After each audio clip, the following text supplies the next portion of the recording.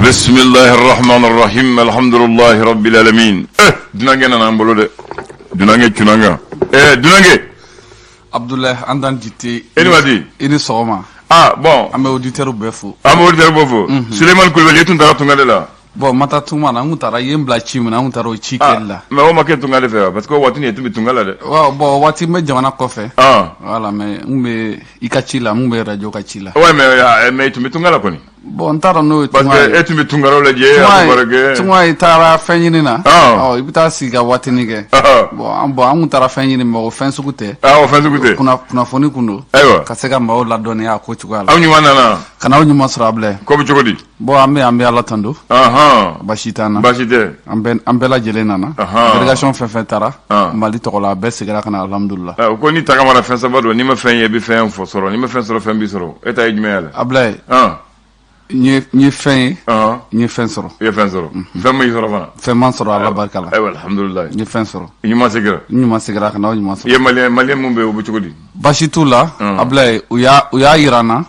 Ko angme Mauritanie me ambe Malila parce que Malika machi fin kumbe ka doni kama il va faut quoi me jouer parce que ambe je stade me connaît a stade ka dogo ba fa me stade mo wadu konate kono amma sade ama kena fa me jamana wore kono do malen bora kosobe donc malen ga kosobe malen ka chay kosobe malen ka chay kosobe ni jini ngali yere kere communauté munu ka chay ni wala faw borala malen be gere après guinéen fana bena Mauritanie yere ka chani be bamana ngam fo bamana ablay ba wore ko tiga Allah akbar be wala faw ba fo guinéen ba fo malen ba fo ali suraka dama no be munu temena ya fa fe ani munu bora nord ya mali nord ya fa fe kata sigi lu be ba fo ayo Manazolo ablay andan hakliba ko duna mumba nye dugutigi la ko fende foray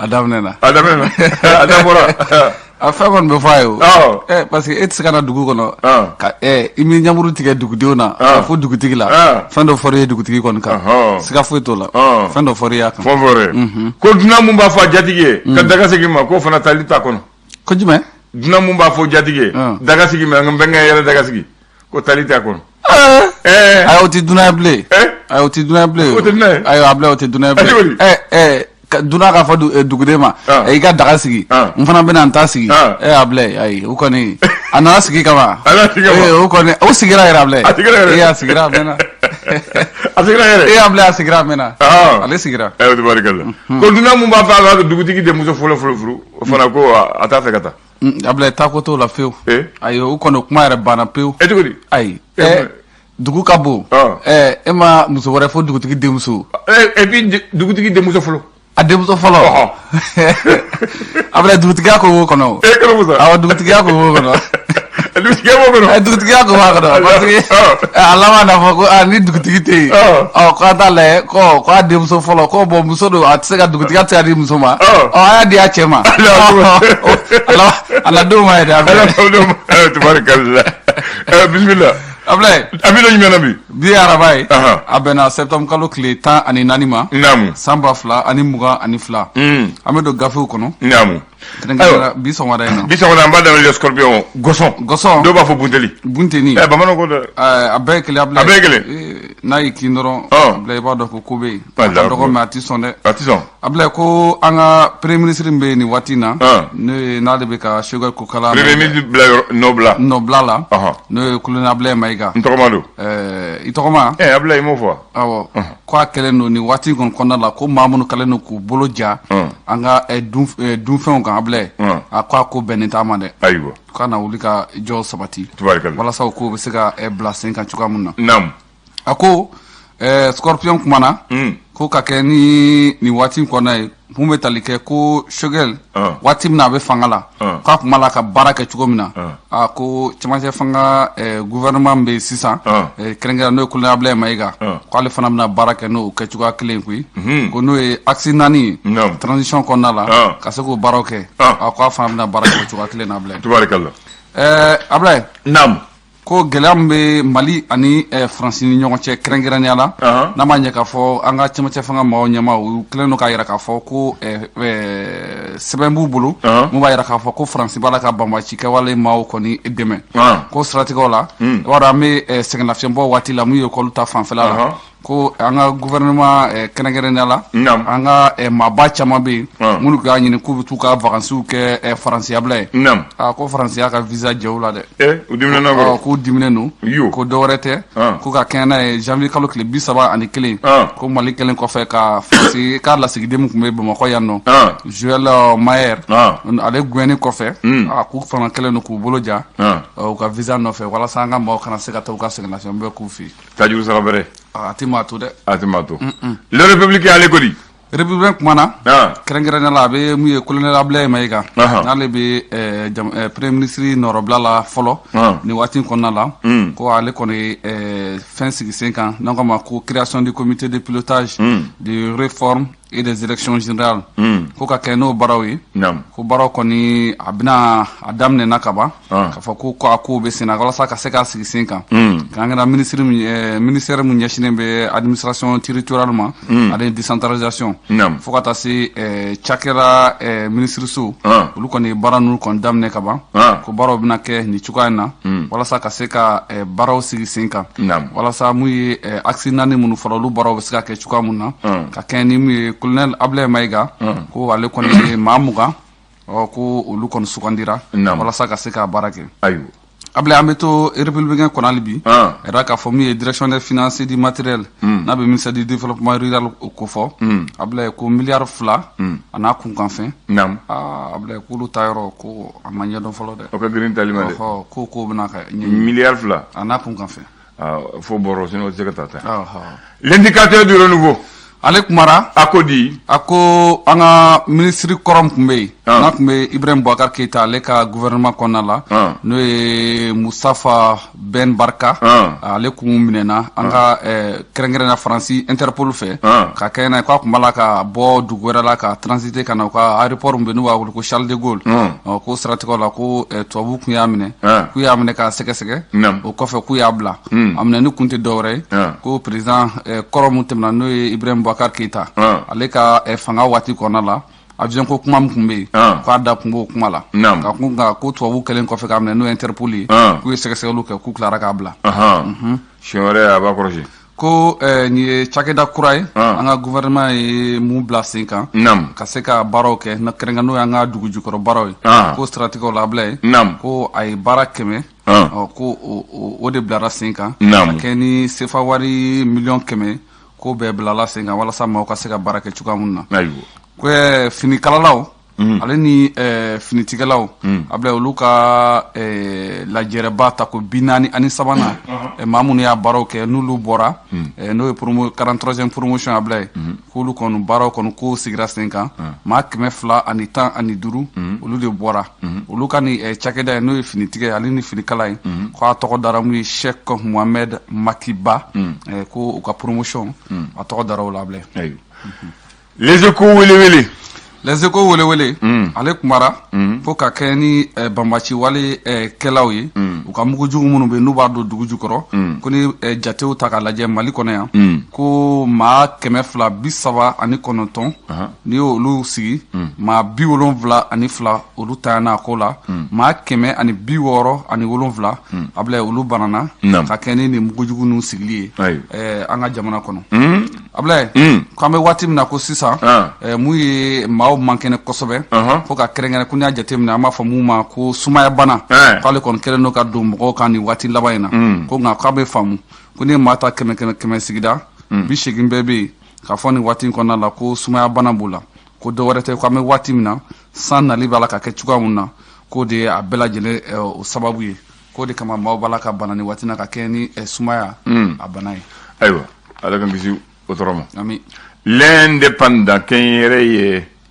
Kɛnyɛrɛ ye ale ko kɛrɛnkɛrɛnnenya la ale fana kumana kosɛbɛ mun ye jamanakuntigi kɔrɔ n'o ye Ibrahim Boubacar Keita ale ka fanga waati kɔnɔna la ko ka avion ko mu n'a kuma sigira sen kan ko ka kɛ ni palais secrétaire régional kɔrɔ présidence secrétaire régional kɔrɔ ale ni ministre kɔrɔ n'o ye Ben Musafo Ben Barka ko ale kɔni welela bɔgɔ jenine kan waatiw tɛmɛnenw na ko nka ko a nɔrɔ a tilara ka labila k'a bɛnna mun ye septembre kalo tile 12 ma san 2022 Ablaye ka to indépendant kɔnɔ hali bi an bɛ taa k'a fɔ mun ye furukufuruku bɛ Mali ale ni Côte d'Ivoire olu ni ɲɔgɔn cɛ ka kɛ n'u ka sɔrɔdasi 46 minnu minɛnen bɛ Mali kɔnɔ yan 49 kun don 3 n'o y'an ka jamanakuntigi n'ale ye ŋaniya ta k'olu u bilala n'o kun ye muso 3 ye n'o ye Kulu Asimi Goyita ye ko nka ko nin waati laban ninnu na ko ko diɲɛ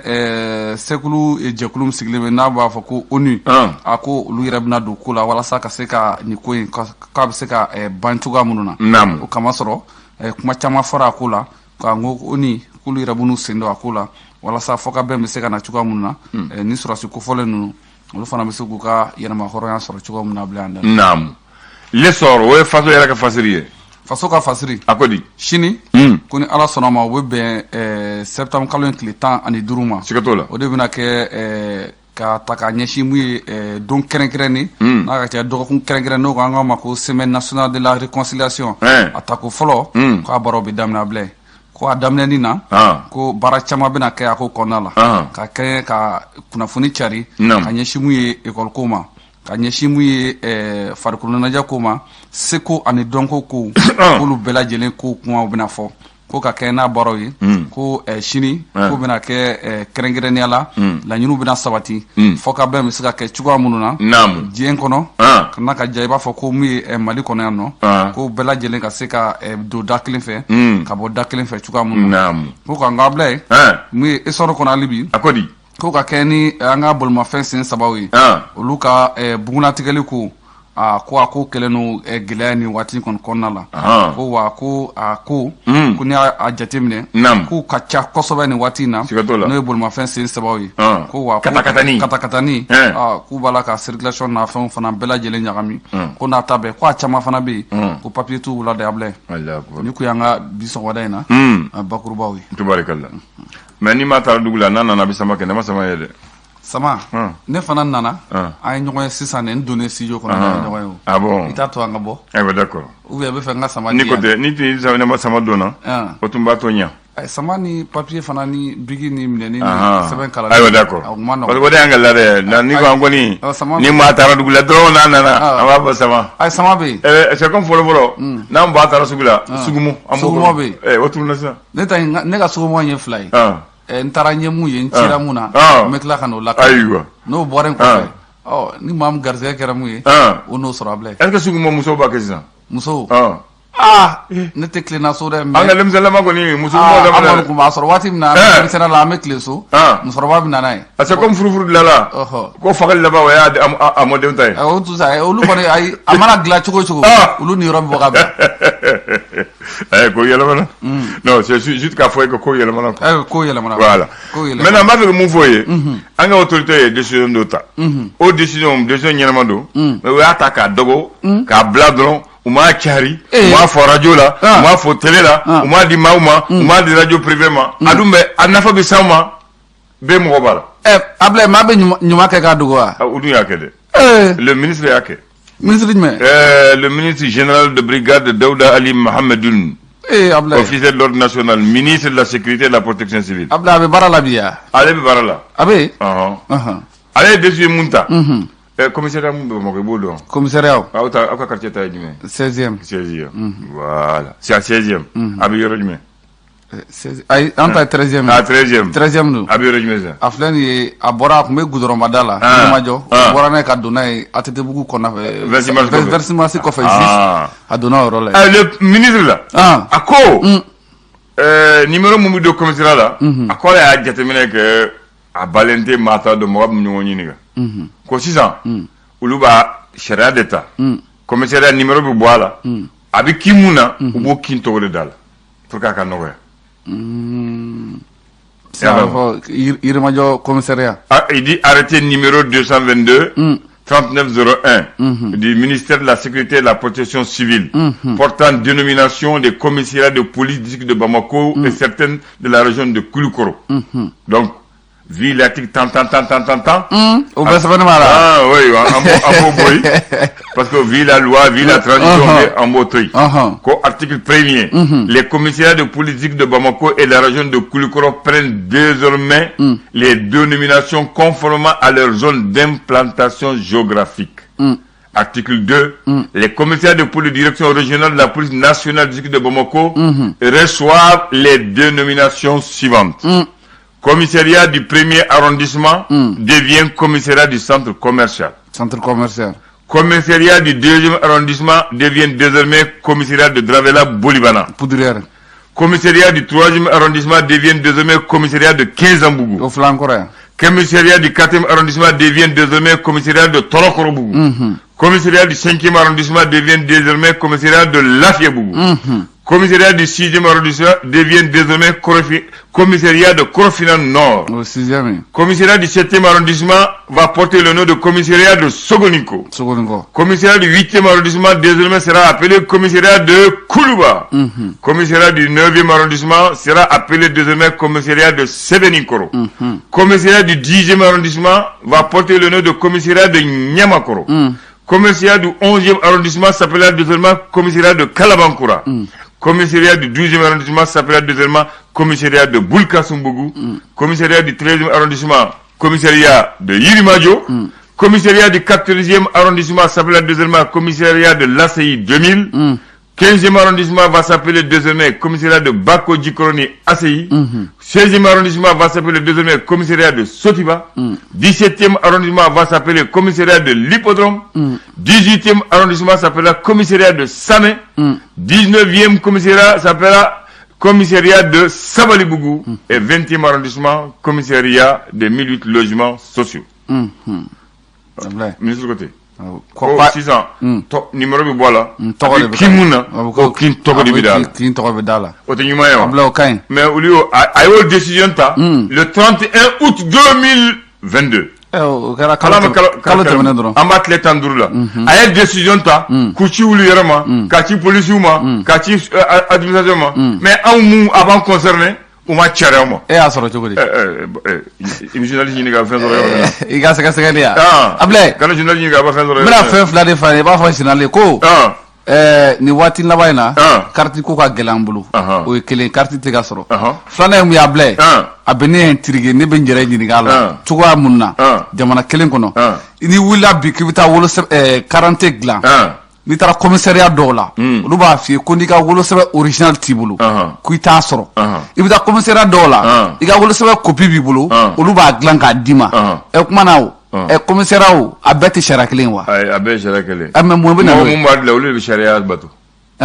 mun b'a dilan i matin olu bɛ sariya mun b'a fɔ i b'a bɛ ɲini o b'a dɔn a tɛ maa caman bolo donc u bɛ sɔrɔ fɛn de ɲini angana tayro jan abla nya fam yo kuma famu nya fam kana da do kuma na sai fana sa abla nya fam iba be da do kuma na sa no akoy ndabali ban bakari ko ma sisan ko faso ko be ko ni yoro ne ka intérêt jume faso am mo to la o koni o la koni malikura no malikura mata amadam ne malikura abi joma ati bla nyana abi joma ati bla nyana abla be bra ngol nyana abi bla nyana abi jo nyana ama jo abi bla nyana ya be ayo boni dema fati jode mais ati bla nyana abi bla nyana able kambe merci